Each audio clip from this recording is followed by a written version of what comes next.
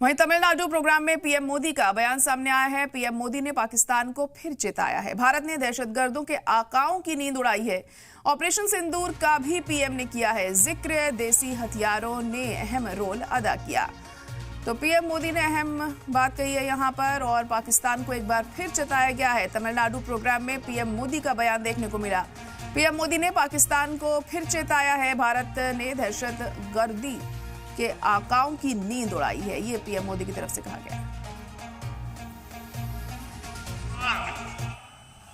Make in India और mission manufacturing पर बहुत जोर है। आप सभी ने अभी ऑपरेशन सिंदूर के दौरान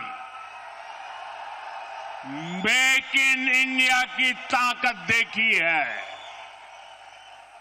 आतंक के ठिकानों को मिट्टी में मिलाने में मेड इन इंडिया हथियारों की बड़ी भूमिका रही है।